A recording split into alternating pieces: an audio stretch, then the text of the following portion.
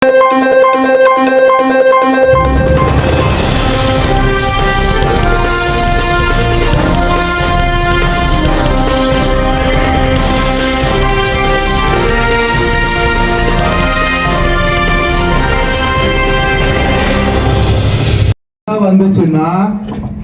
பாதாள சாக்கடை உள்ள போகாது. தண்ணி முக்கால்வாசி தண்ணி பாத்தீங்கன்னா நம்ம வீட்டுக்குள்ளதான் வரும். இதுக்கு காரணம் என்னன்னு பாத்தீங்கன்னா நிர்வாகம் சரியில்லை. அதாவது ஒரு வீட்டுல ஒரு பையன் சரியில்லை, ஒரு பொண்ணு சரியில்லைன்னா என்ன சொல்லுவோம்? அவங்க சரியில்லைன்னா அவங்க அப்பா அம்மா சரியில்லை, வளர்ப்பு சரியில்லைன்னு சொல்லுவோம். அதே நிலைமை தான் தமிழ்நாடு முழுக்க எப்படி இருக்குன்னா அரசு அதிகாரிகள் ஒருத்தரும் வேலை செய்யறது இல்லை. ஆனா இது நிர்வாகம் பண்ற ஆளு சரியில்லை. அதனால இது மாதிரி நிறைய பிரச்சனைகள் இருக்கு. தமிழ்நாடு முழுக்க பாத்தீங்கன்னா கொலை, கொள்ளை, கற்பழிப்பு நிறைய இருக்கு. இதெல்லாம் கட்டுப்படுத்துறாங்களான்னு பார்த்தா கிடையாது. அவங்களுக்கு தேவை பணத்தை எப்படி கொள்ளையடிக்கணுன்றது மட்டும்தான் குறிக்கோளை தவிர நம்ம பொதுமக்களாகிய நம்ம எல்லாருக்கும் என்ன சேவை செய்யணுன்றது கிடையவே கிடையாது. அதாவது அந்த டாஸ்மாக்ல தான் குடிக்கிறாங்க பாத்தீங்களா, அவங்கதான் அவங்களுக்கு குடிமக்கள். அவங்களுக்கு புதுசா என்னென்ன புதுசா டிசைனா என்னென்ன கொடுக்கலாம், அவங்களை எப்படி குடிக்க வைக்கலாம், எப்படி அவங்கள சிந்திக்க முடியாத அளவுக்கு எப்படி மாத்தணும்ன்றது மட்டும்தான் அவங்களோட எண்ணம். ஏன்னா சிந்திச்சா அவங்களுக்கு ஓட்டு போட மாட்டாங்க. சிந்திக்காம இருக்க வரைதான் அவங்களுக்கு கூட்டணிக்கு ஓட்டு போடுங்க என்று சொல்லி இந்த வாய்ப்புக்கு நன்றி கூறி விடைபெறுகிறேன். நன்றி, வணக்கம். நம்மோடு உரையாற்றும்படி அன்போடு கேட்டுக்கொள்ளப்படுகிறது. பாரத் மாதா கி. எல்லாருக்கும் மாலை வணக்கம். அக்கா, வியாபாரம் வாங்கி சாப்பிட்டு இருக்கிற ஒரு அம்மா, வியாபாரம் அப்படின்னா நம்ம அதை எப்படி சொல்றது தெரியல. 4 பேர் வீட்டுல வாங்கி சாப்பிடுற 54 வயசான ஒரு அம்மா தனியா இருக்காங்க சென்னையில. அந்த அம்மா என்ன பண்ணிருக்காங்க, தனியா இருக்கிற அந்த அம்மா கிட்ட ஒரு 26 வயசு, அது யாரும் என்ன பேர் நான் சொல்ல விரும்பல. அந்த அம்மா போயிட்டு நைட்டு பாலியல் தொல்லை கொடுத்துருக்கான். அதுல இருந்து அந்த அம்மா எப்படியே மீண்டு இருக்காங்க. மறுபடியும் காலையில அதிகாலையில போயிட்டு அந்த அம்மாவை பாலியல் பலாத்காரம் பண்ணி கொண்டுட்டான். ஏன் அப்படின்னா இந்த திராவிட திமுகவுக்கு நம்ம ஓட்டு போட்டதுனால 60 வயசு கிழவிக்கு பாதுகாப்பு இல்ல, 3 வயசு குழந்தைக்கு இன்னைக்கு பாதுகாப்பு இல்லாத ஒரு சூழ்நிலையில நம்ம இருக்கிறோம். நம்ம காப்பாத்திக்கிறதே பெரிய போராட்டம் ஆயிடுச்சு. இவங்க கொடுக்கற இலவசமும் சரி, இவங்க கொடுக்கற நன்மையும் சரி, நமக்கு நம்மளை பாதுகாக்கிறதே மிகப்பெரிய விஷயமா இருக்குது. பாத்தீங்கன்னா சுத்தமா பெண்களுக்கு பாதுகாப்பு அப்படிங்கறதே இல்ல. ஏன்னா தூங்கா நகரம் சொல்லி மதுரை சொல்றோம், அங்கேயும் பெண்கள் பாதுகாப்பு இல்ல. கோயம்புத்தூர், இதுவரைக்கும் கோயம்புத்தூர் எல்லாம் மிகப்பெரிய பிரச்சனை பெண்கள் சார்ந்து வந்ததில்லை. அங்கேயும் பாத்தீங்கன்னா ஒரு காலேஜ் ஸ்டூடெண்ட்டுக்கு ஒரு பொண்ணுக்கு பாதுகாப்பு இல்லாத ஒரு நிலைமை உருவாக்கி இதெல்லாமே நம்ம டிவில பேப்பர்ல எல்லாம் பார்த்தோம். போல முடியல, வயசான பாட்டிமாவும் வீட்டுல விட்டுட்டு போக முடியல.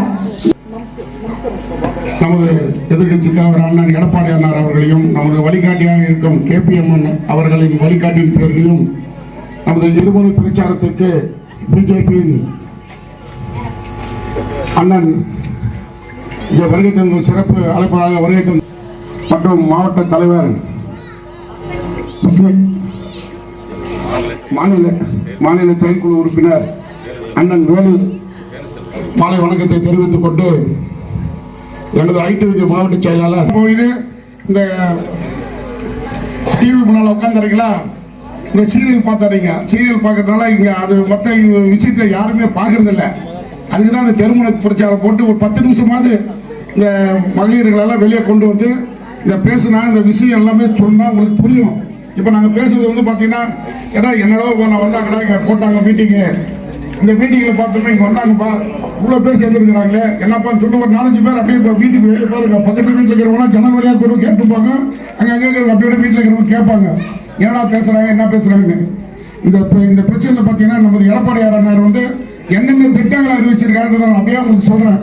இது எல்லாமே அண்ணன் மோடிஜி அவர்களின் உத்தரவின் பேரிலேயே இந்த தமிழகம் முழுவதும் இந்த நிகழ்ச்சி மிக சிறப்பாக நடைபெற்றுக் கொண்டிருக்கிறது. அதில் ஒரு பகுதியாக இன்று நம்மளுடைய பழையப்பேட்டை நம்மளுடைய வார்டில் இந்த நிகழ்ச்சி நடைபெற்றுக் கொண்டிருக்கிறது. இந்த நிகழ்ச்சியை தலைமையேற்று சிறப்பாக நடத்தி கொண்டிருக்கும் சத்தியகேந்திர பொறுப்பாளர் சத்யவேல் அவர்களே, மேலும் அதிமுக நகர செயலாளர் கேசவனார் அவர்களே, ஐடி மாவட்ட செயலர், ஒரு பகுதி இருந்தாலும் நம்ம பக்கம் இருக்கக்கூடிய பிரச்சனைகளை நம்ம பார்ப்போம். இந்த தெருவில் இருக்கக்கூடிய ஒரு சொன்னது போல நம்ம இந்த சத்தியகேந்திர பொறுப்பாளர் அவருடைய இடத்துல இருக்க சொன்னது போல ஒரு கால்வால் அதாவது சாக்கடை வசதி கூட இல்லை. இன்னைக்கு இங்க உட்கார முடியல, கொசு கிடைக்குது. இது வந்து பாத்தீங்கன்னா ஒரு நகரத்தோட மையப்பகுதி. இந்த பகுதியிலேயே வந்துட்டு இவ்வளவு ஒரு சுகாதார சீர்கேட்டோட இருக்காங்க, இவ்வளவு தாய்மார்கள் இருக்காங்க, இவ்வளவு பெரிய இடம் இருக்கு. இப்ப இந்த நகராட்சி என்ன பண்ணிட்டு இருக்கிறாங்க? தூங்கிட்டு இருக்கிறாங்க. அவங்களுக்கு வந்து கமிஷன், எதெல்லாம் கமிஷன் வரும்.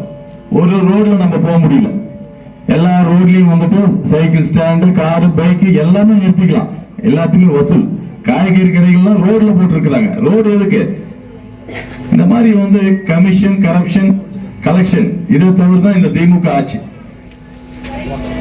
திமுக நினைச்சிட்டு இருக்கிறாங்க, பொதுமக்களிடம் சொல்லியிருக்காங்க நாங்க வந்து ஓட்டு போட்டு நாங்க ஜெயிச்சு, பொதுமக்கள் ஓட்டு போட்டு ஜெயிச்சிட்டோம்.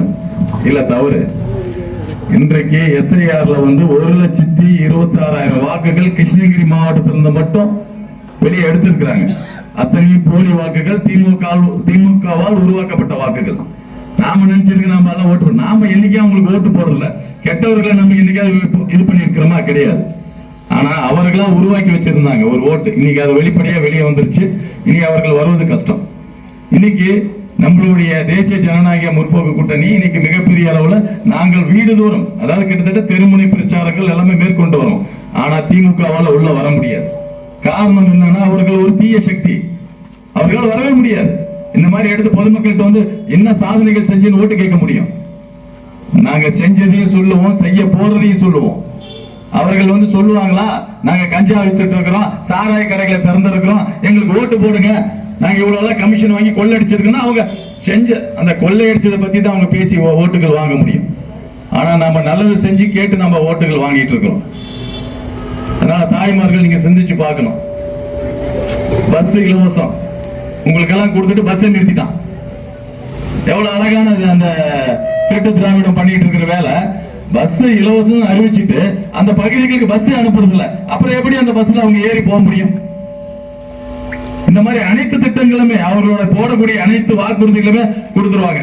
1000 ரூபாய் மகளிர் கொடுக்குற, அதுக்கப்புறம் ஆட்சிக்கு வந்த உடனே தகுதி உள்ள மகளிர், தகுதியற்ற மகளிர். நீ என்னையா மகளிர் கிட்ட தகுதி பார்க்கிற அளவுக்கு உனக்கு யார் அந்த அதிகாரத்தை கொடுத்தா? நீ அப்ப ஆட்சி எலெக்ஷன்ல சொல்லி இருக்கணும்ல. இன்னைக்கு திரும்ப ஒரு வாக்குறுதிகள் ஒண்ணு தயார் பண்ணிட்டு இருக்கான், எப்படி ஏமாத்த முடியும்னு சொல்லிட்டு இன்னும் அவனால் பண்ண முடியல.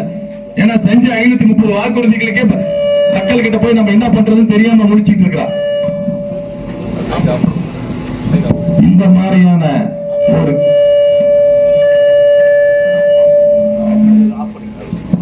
கேடுகட்ட திமுக ஆட்சி நடந்து கொண்டிருக்கிறது. சரி, இங்க நகராட்சியிலிருந்து 1/2 கிலோமீட்டர்ல இருக்கு. உங்க வீடு பக்கம் யாரு? இந்த பகுதியோட மாவட்ட செயலருடைய கிரஷர் இருக்குது. அப்படியே ஒரு மாதிரி ஒரு நிம்மதியற்ற ஒரு சூழ்நிலை உருவாகும். அதனால வந்து எவ்வளவு பெரிய சீர்கேடு இருக்கு. அந்த தோள்கள் வந்து உரிய, அதாவது என்ன சொல்லுவாங்க, அது வந்து சரியான சுகாதார முறையில் அதுங்க இது பண்ணாத விட்டதுனால கிட்டத்தட்ட அங்கிருந்து பரவக்கூடிய கொசு இதெல்லாமே வந்துட்டு பொதுமக்கள் மிகப்பெரிய ஒரு பாதிப்பு உருவாக்கி இருக்கு. அதே போல இந்த இருக்கக்கூடிய மலைகள் எல்லாமே வெடிச்சு இன்னைக்கு அவங்க வந்து கிரஷர் உருவாக்கிட்டு இருக்காங்க. நகரத்தின் 1/2 கிலோமீட்டர்ல அதோடைய மாசுபாடு இதெல்லாம் எப்படி அவங்க கொடுக்குறாங்கன்னு எனக்கு ஒண்ணும் தெரியல. நகராட்சிய இன்னைக்கு அதோட நகராட்சி அந்த ஊரெல்லாம் இணைக்கப்பட்டிருக்க வேண்டியது. அவருடைய சொந்த காரணத்துக்காக ஒரு 1/2 கிலோமீட்டர்ல இருந்து நகராட்சி 5 கிலோமீட்டர்ல இருக்கிறதெல்லாம் நகராட்சியை சேர்த்து இருக்கிறாங்க. ஆனா பக்கம் இருக்கிற ஊரை வந்து நகராட்சியை சேர்த்த முடியல. இதை நம்ம சிந்திச்சு பார்க்கணும். அதிகாரங்கள் அவர்கள் கைகளில் இருக்கிறதுனால அவர்கள் என்னென்னலாம் செஞ்சுட்டு இருக்கிறாங்கன்னு. இன்னைக்கு நம்ம ஊர் இந்த கிருஷ்ணகிரி மலையை எடுத்து யார் நமக்கு யூஸ் ஆகுறாங்களா? கர்நாடகாவுக்கு போயிட்டு இருக்கு. தினமும் 1000 லோடு கர்நாடகாவுக்கு போயிட்டு இருக்கு. நம்ம கனிம வளங்களை வந்து கொள்ளையடிச்சிட்டு இருக்காங்க. யார்? அவர் திமுக மாவட்ட செயலாளர்கள் இந்த வேலையை செஞ்சுட்டு இருக்காங்க. அது மட்டுமா செய்யறாங்க? இவர்கள் வந்து பணத்தை கொள்ளையடிச்சிட்டு இருக்காங்கன்னா அவர்களுடைய வாரிசுகள் என்ன பண்ணிட்டு இருக்காங்க? காவிரி பட்டிருந்ததுல ஒரு மிகப்பெரிய அங்காளம்மன் திருவிழா இன்னைக்கு தமிழ்நாடு போற்றக்கூடிய அளவுல மிகப்பெரிய அளவுல திருவிழா. அந்த திருவிழாவில் வந்துட்டு பாத்தீங்கன்னா கஞ்சா விற்பது தொடர்பாக மிகப்பெரிய சண்டை நடந்துட்டு இருக்கு. ஒரு கத்தி எடுத்து வெட்டிட்டு இருக்காங்க. அது யாருன்னா திமுக மாவட்ட செயலருடைய தவப்புறவர். பொதுமக்களுங்க, தாய்மார்கள் இருக்காங்க, குழந்தைங்க இருக்காங்க. அப்படி ஒரு கொடூரம். நமக்கெல்லாம் பார்த்தா நம்மளாம் தமிழ்நாட்டில தான் இருக்கிறோமா? இவர் அங்க அவர் தூங்கிட்டு இருக்காரு. அவர் சொல்ற திடீர்னு இருந்துச்சு, தமிழகம் அமைதி பூங்கா. எது அமைதி பூங்கா? திருவிழாவில் போய் ஒருத்தன் சாமி கும்பிட முடியலையா? கஞ்சா போட்டு வெட்டிட்டு இருக்கிறான். அடுத்து இன்னைக்கு காலையில அதே போல சரி, அதே போல ஒசூர்ல இதே திமுக வாரிசுடைய பையன் கார்ல போனானா முன்னாடி ஒரு 2 வீலர் இருந்துச்சா, எடுக்க சொன்னாங்களா, இருப்பா எடுக்கிறேன்னா கோவம் வந்து உடனே அடிச்சிருக்கிறான். அந்த ஆள் அங்கேயே இறந்திருக்காரு. என்னங்க வெறி செயல் இவங்க, காட்டு மிராண்டிகள் போல செயல்பட்டு இருக்காங்க. அதாங்க கஷ்டப்பட்டு வந்தாதான் அதோட பணத்தோட அருமை தெரியும். இவனை தான் கொள்ளடிச்சு ஊரெல்லாம் என்ன பண்ணிட்டு இருக்கிறான், பசங்களை கட்டுக்கோப்பா வளர்த்த தெரியல, அளவுக்கு மீறின பணம் இன்னைக்கு அவர்கள் கையில பிடிக்க முடியல. அடுத்த தலைமுறை நாசமா போயிட்டு இருக்கு. எப்படி ஸ்டாலினுக்கு அப்புறம் உதயநிதி ஆடிட்டு இருக்காரு, உதயநிதிக்கு அப்புறம் இன்பநிதி போயிட்டு இருக்குது, அது போல அவரோட தலைவர்களுடைய வழியிலே அவரோட பிள்ளைகளும் இன்னைக்கு வந்துட்டு அராஜகத்தின் உச்சமா இருக்குது. இன்னைக்கு பெண் பிள்ளைகள் நடமாட முடியல, பெண்கள் நடமாட முடியல, தாய்மார்கள் நடமாடல, ஆண்கள் நடமாட முடியல, குழந்தைகள் நடமாட முடியல. இன்னைக்கு அதுதான். இன்னைக்கு யாராவது கடந்த காலங்கள்ல எல்லாம் நம்ம வந்து வெளியில வீதியில குழந்தைங்க விளையாடுவாங்க, இன்னைக்கு விளையாடுறத பார்த்திருக்கீங்களா? பாதுகாப்பு இல்ல, பயமா இருக்கு. நாம வீட்டுல இருக்கிறதே பயமா இருக்குது. வீட்டுக்குள்ள இருந்து செயின் எடுத்துட்டு போறான். டெய்லி பேப்பரை பார்த்தோம்னா போதும். இப்ப நிறைய பேர் பேப்பர் படிக்கிறத விட்டான், டிவி ஆன் பண்றதை விட்டான். பயமா இருக்குது. நியூஸ் எடுத்தா போதும், மூதாட்டி கொள்ளை, வீட்டில் கணவன் மனைவி கட்டி போட்டு செயின் பறிப்பு, கற்பழிப்பு, அராஜகத்தின் உச்சமா போயிட்டு இருக்கு இந்த திமுக அரசு. இவங்களுக்கு ஆட்சி பண்ணவே தெரியல. கொள்ளை அடிக்கிறது, கமிஷன் அடிக்கிறது, இதுதான் இருந்தானுங்க. இப்ப திடீர்னு நாம எடுத்து கொடுத்துட்டோம்னா இவங்களுக்கு என்ன செய்யணும் ஏது பண்றது தெரியாம ஒண்ணு தூங்கிட்டு இருக்காங்க.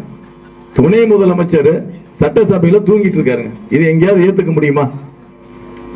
நைட் எல்லாம் பப்ல போய் தண்ணியை போட வேண்டியதா இருக்குது. என்ன பண்ண வேண்டியது தெரியும். பகல்ல எவ்வளவு ஒரு மக்கள் வரி பணத்துல ஒரு முக்கியமான விஷயங்கள் விவாதிக்கப்படக்கூடிய விஷயங்கள்ல ஒரு துணை முதல்வர் தூங்கிட்டு இருக்காருன்னா இது எப்படி ஏற்றுக்கொள்ள முடியும்? அவர் மட்டும் தூங்கல, மொத்தமா அவராது ஏதோ 1 மணி நேரம் சட்டசபையில் தான் தூங்கினாரு. அவங்களோட இயந்திரம் மொத்தமா தூங்கிட்டு தான் இருக்குது. ஒன்னே ஒண்ணுக்கு மட்டும் தான் அவங்க தயாரா இருக்காங்க. கமிஷன் இருக்குதா, எது இருக்குது, எதுக்கு என்னன்னே தெரியாது. இன்னைக்கு கிருஷ்ணகிரி மாநகரில் கடந்த 5 வருடங்களாக இந்த நகராட்சி என்ன பண்ணி இருக்கிறாங்க? ஒண்ணுமே பண்ண கிடையாது. ஒரு புதிய ரோடு போட்டிருக்கிறாங்களா, டெவலப்மெண்டா, பல்பு போயிருக்குது, மாத்திருக்கு, எதுவுமே கிடையாது. அந்த அதிகாரிகள் அவர்களுக்கு மேல இருக்காங்க. கூட்டு கொள்ளையில உனக்கு தாப்பா, நீ எதுவும் கேட்காத, நீ எதுவும் பண்ணாத. எத்தனை ஆயிரம் கோடிகள் வந்து போயிருக்கும், அத்தனையும் கமிஷன்ல கொள்ளை அடிச்சுக்கிட்டு இந்த மாதிரியான விஷயங்கள் தான் இந்த திராவிட முன்னேற்ற கழகம் பண்ணிட்டு இருக்காங்க. கஞ்சா விற்பதற்கும் சாராய கடை திறக்கிறதுக்கும் ஒரு அரசு தேவையா? நீங்களே சொல்லுங்க, பொதுமக்களாக நீங்க சொல்லணும். கஞ்சா விற்பதற்கும் சாராய கடையை திறப்பதற்கும் ஒரு அரசு தேவையா? அது யாரோ ஒருத்தர் கள்ளச்சாராயம் காய்ச்சறவங்க அவங்க பண்ணிட்டு போகக்கூடிய வேலையை நீ ஏன் பண்ணிட்டு இருக்கிற? நீ கர்ம வீரர் காமராஜர், புரட்சி தலைவர், இன்று நரேந்திர மோடி, உலகம் போற்றும் பாரத பிரதமர் நரேந்திர மோடி அவர்கள் எல்லாம் ஆட்சி செய்திருக்கக்கூடிய இடத்துல இவர்கள் போல கேடு கெட்டவர்கள் ஆட்சி செய்திருக்காங்கன்னா நமக்கு வந்து வெக்கமா இருக்கு. தமிழர்களுடைய வீரம் என்ன?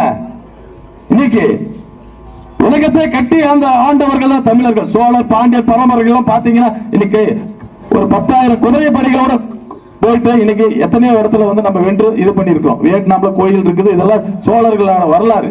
இன்னைக்கு எப்படிப்பட்ட கோயில்கள் எல்லாம் கட்டி இருக்காங்க, அதெல்லாம் பார்த்தா நம்ம ஆச்சரியத்தின் உச்சத்தில் இருக்கிறோம். அப்படிப்பட்ட வீரன் நிறைந்த நம்மளுடைய தமிழர்களை இன்னைக்கு குடிக்கு அடிமையை பண்ணிட்டாங்க. இன்னைக்கு அவனை அடுத்த சிந்தனை யோசிக்கிறதுக்கு இல்லாம பண்ணிட்டாங்க. இதோட பெருமை தான் அந்த திராவிட கழகத்துக்கு, வேற எதுவுமே கிடையாது. இன்னொரு முக்கியமான விஷயம் சொல்றேன். இங்க டவுன்ல இருக்கனால உங்களுக்கு பாதி பேருக்கு தெரியாது, பட் இருந்தாலும் தோட்டம் கிட்டலாம் வச்சிருப்பீங்க. மாங்காய் விவசாயம் 5 வருடங்களாக மதியழகன் பதவி ஏற்றதுக்கு அப்புறம் ஒரே ஒரு முறை கூட ஒரு மாங்காய் கூட ஒரு விவசாயி எடுத்துட்டு போயிட்டு வித்து காசு பண்ணதே கிடையாது. எல்லாம் மரத்திலே வந்துட்டு அழுகி வீணா போனதான் மிச்சம். 5 வருஷம் விவசாயிகள் இந்த பக்கம் தாண்டிட்டீங்கன்னா போதும், டவுனை தாண்டிங்கன்னா நம்மளுடைய முக்கிய வாழ்வாதாரம் இங்க. காரணம் மாங்கூர் தொழிற்சாலைகளுடைய சிண்டிகேட் அவரு. இங்க இருக்கக்கூடிய 40 மாங்கூர் தொழிற்சாலைகளுக்கு அவர் தான் வந்துட்டு ஹெட். மாங்காய் இங்க யாரும் வாங்காதீங்கப்பா, ஆந்திராவில் வந்து வாங்கிக்கலாம். 3 ரூபாய் கொடுக்குறியா? எப்படிங்க கொடுப்பான் விவசாயி? இன்னைக்கு மருந்தோட விலை என்ன? இன்னைக்கு அறுப்பு கூலியோட விலை என்ன? இன்னைக்கு ஒரு வாகனம் அங்கிருந்து ஏற்றணும், எதுவுமே கட்டுப்படி ஆகாதுங்க. அவன் நஷ்டம் அடைஞ்சிட்டு இருக்கான். ஐயா 5 ரூபா கொடுங்க, 10 ரூபா கொடுங்க, முடியாது. அவன் ஆந்திராவிலிருந்து 2 ரூபாய்க்கு கொடுக்குறான், நீ கொடுக்குறியா அப்படின்னு சொல்லிட்டு இன்னைக்கு அறுக்கிறதுக்கு முடியாம இன்னைக்கு நம்ம விவசாயிகள் எல்லாமே கிட்டத்தட்ட பாத்தீங்கன்னா மரத்துல விட்டுட்டு போயிட்டாங்க. இன்னைக்கு மரங்கள் எல்லாம் வெட்டிட்டு இருக்கு. எல்லாருமே பாத்தீங்கன்னா வெட்டி எல்லாமே இன்னைக்கு அது வந்து பாத்தீங்கன்னா ஜி ஸ்கொயர்னு சொல்லிட்டு அதுக்கு ஒரு விஷயத்த பண்ணியிருக்கானுங்க. இன்னைக்கு தமிழ்நாடு எங்கும் வந்து வியாபார நோக்கோட வந்துட்டு இன்னைக்கு ஜி ஸ்கொயர்னு சொல்லிட்டு வீட்டு மனை பட்டாக்கள்னு சொல்லி போட்டு தமிழ்நாடு பாதி வித்து போட்டான். யாரு? அவனுடைய மருமகன் ஜபரிச. இன்னைக்கு ஒரு குடும்பமே கூட்டு கொள்ளை அடிச்சு கொண்டிருக்கிறார்கள். கடந்த ஒரு 60 வருடங்களுக்கு முன்பு ஒரு ரயிலுக்கு பணம் இல்லாம ஏறி வந்தவர் தான் கருணாநிதி. இன்னைக்கு அவருடைய வாரிசுகள் கிட்டத்தட்ட ஏசியாவிலேயே 5வது இடத்துல மிகப்பெரிய பணக்காரர்களா இருக்கிறாங்க. ஆனா அதே முறையில அதே இடத்துல நம்மளுடைய பெரியவர்கள் எல்லாம் வந்து பாத்தீங்கன்னா இன்னைக்கு செல்வந்தர்களா இருந்தவர்கள் எல்லாமே இன்னைக்கு ஒன்னும் பண வசதி இல்லாம குறைஞ்சிட்டு வந்துட்டு இருக்காங்க. காரணம்னா நம்ம எல்லாம் உழைச்சி ஓடா தேஞ்சு போயிட்டோம். ஆனா அவங்க எல்லாம் வந்துட்டு கொள்ளையடிச்சு கொளுத்து செழிப்பா மாறிட்டாங்க. இவ்வளவுதான் சொல்ல முடியும். ஊரங்காசை தின்னு தின்னு தின்னு வளர்ந்துட்டு போயிட்டாங்க. நாம அந்த மாதிரி என்னடா யாரா என்னடா சொல்லிடுவாங்க சொல்லிட்டு இது பண்ணிட்டு இருக்கோம். இங்க இருக்கிற தாய்மார்களுக்கெல்லாம் ஒண்ணு கேட்டுக்கிறேன். நாம எல்லாருமே நினைச்சிட்டு இருக்கிறோம் நமக்கு ஏதாவது கடன் இருக்குதா?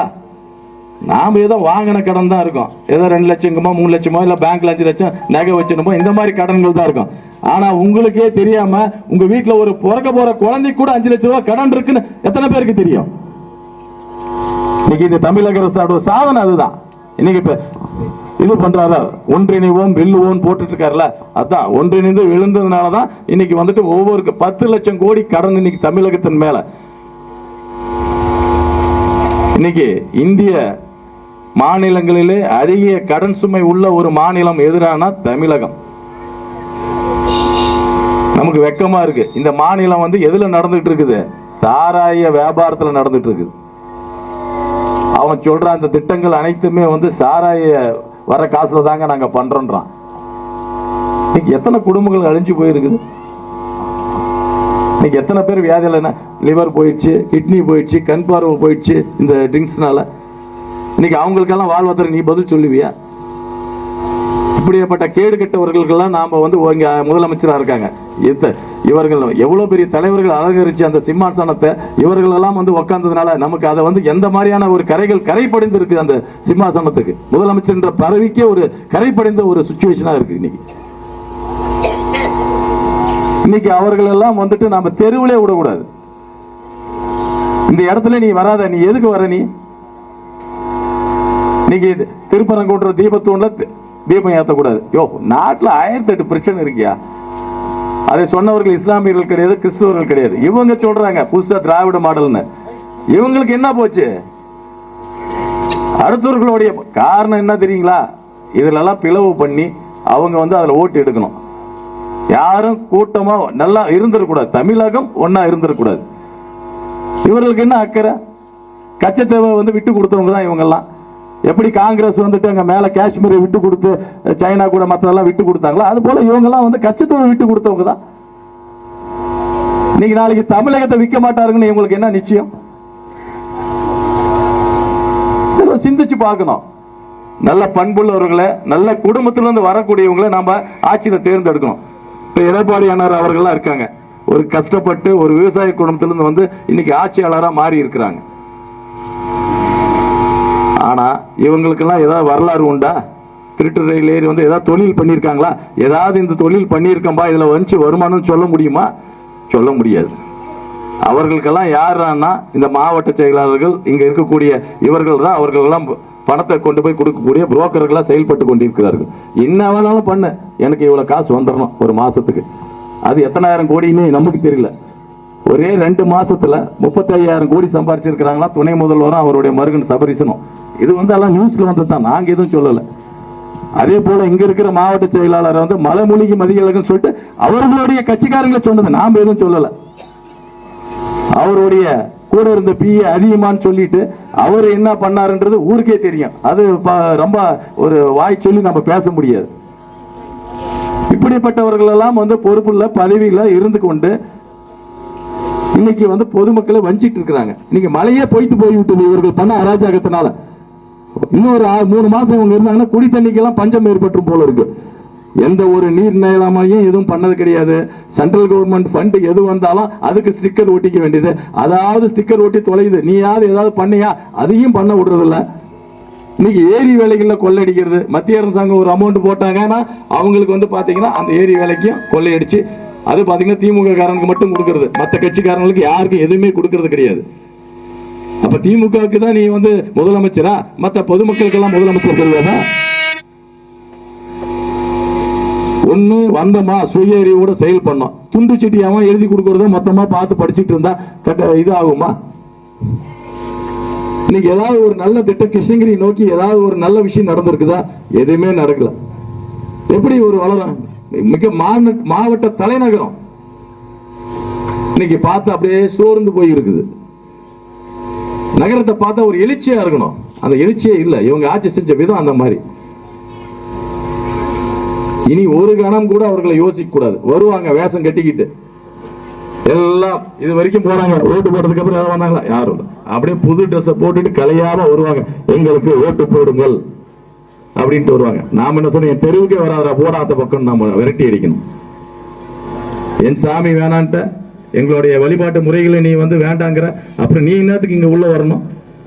நாங்க ஏதோ இப்ப நல்லா இருக்கிறோம், கொஞ்சம் கொஞ்சமாவது நாங்க எங்க உழைப்பில் இருக்கோம், எங்களையும் நீ கெடுத்து விட்டுறாதீங்கன்னு சொல்லிட்டு விரட்டி அடிக்கப்பட வேண்டியவர்கள் அவர்கள். தமிழகத்தில் இருக்கக்கூடாது அப்படிப்பட்ட ஒரு கையவர்கள் அவர்கள். அதனால இந்த வரக்கூடிய காலங்கள் மிக முக்கியமான காலம். நம்ம சிந்திச்சு செயல்பட வேண்டிய காலம். ஒவ்வொரு தாய்மார்களும் இன்னைக்கு இவ்வளவு நேரம் நீங்க ஒரு புரிதலோட இருக்கிறீங்க. காரணம் என்னன்னா, ஒரு மாற்றம் வராதா, நம்மளுடைய குடும்பம் நாளைக்கு பாதுகாப்பா இருக்காதா அப்படிங்கிற ஒரு சூழ்நிலையில் நாம் இருக்கிறோம்.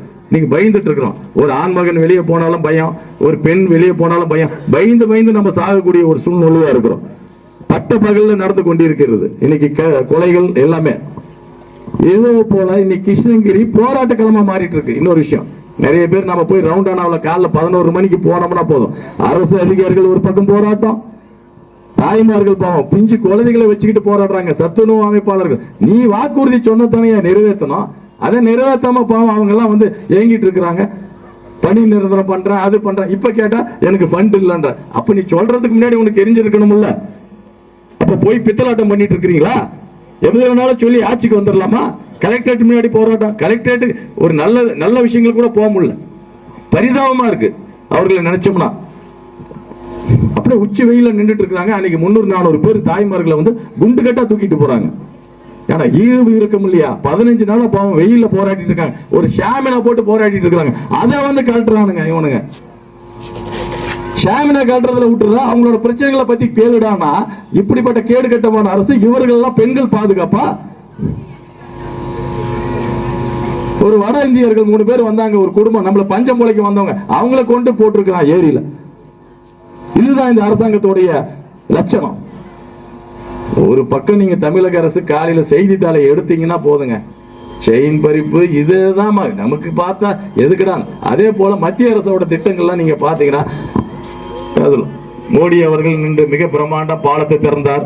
உலக பொருளாதாரத்தை இந்தியா முன்னேற்றம், ராணுவ தளவாடங்கள் ஏற்றுமதி.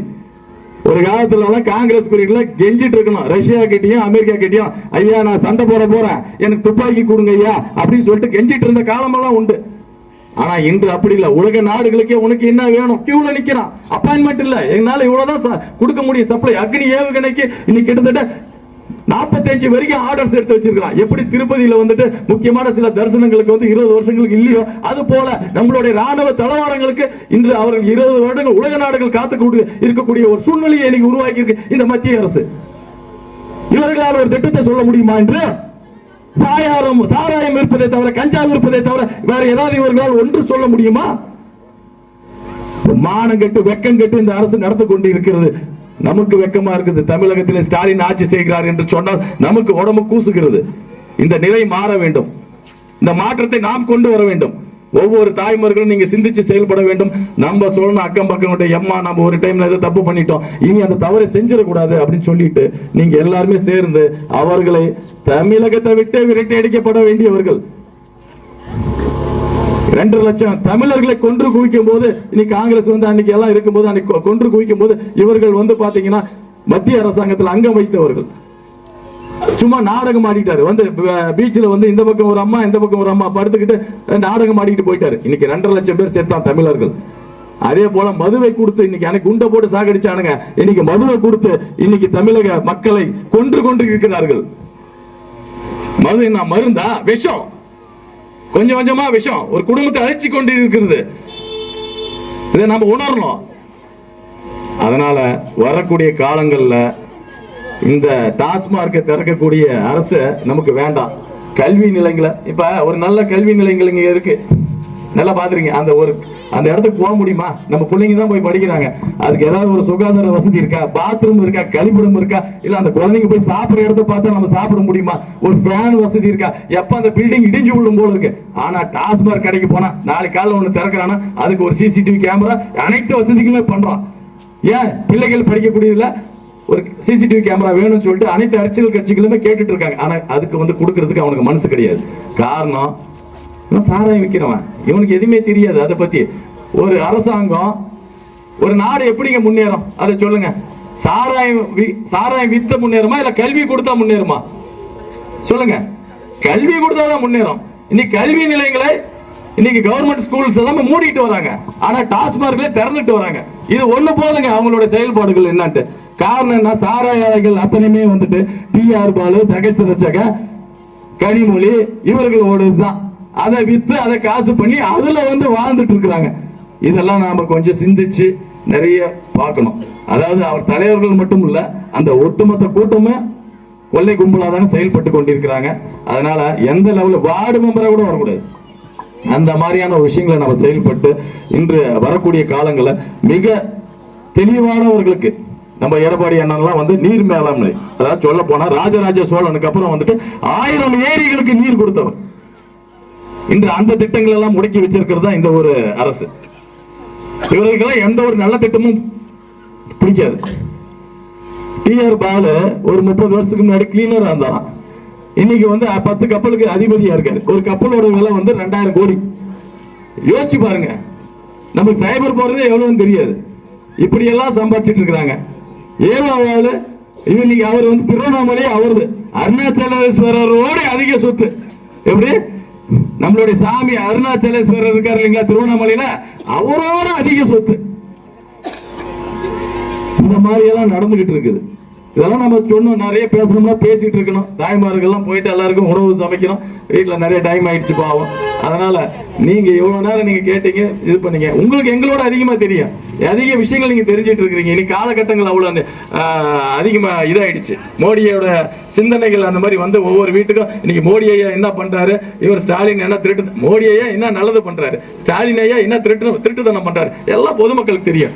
ஆனா இந்த எலெக்ஷன்ல அதுக்கான விடையை நீங்க கொடுப்பீங்கன்னு சொல்லி கேட்டுக்கிட்டு இந்த வாய்ப்பளித்த அனைவருக்கும் என்னுடைய மனமார்ந்த நன்றியை தெரிவித்துக் கொள்கிறேன். பாரத் மாதா கே, பாரத் மாதா கே, பாரத் மாதா கே.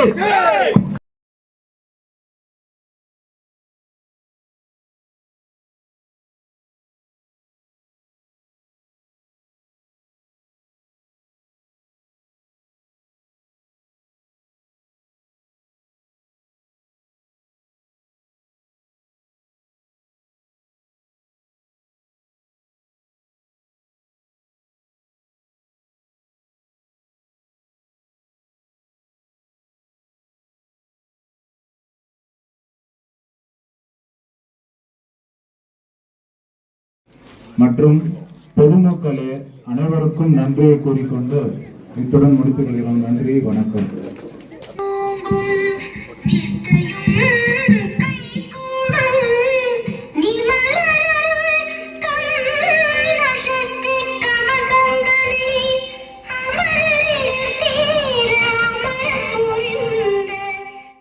உங்கள் பகுதி செய்திகளை உடனுக்குடன் தெரிந்து கொள்ள கிறிஸ் டிவி தமிழ் சேனலை சப்ஸ்கிரைப் செய்யுங்க, லைக் பண்ணுங்க, ஷேர் பண்ணுங்க.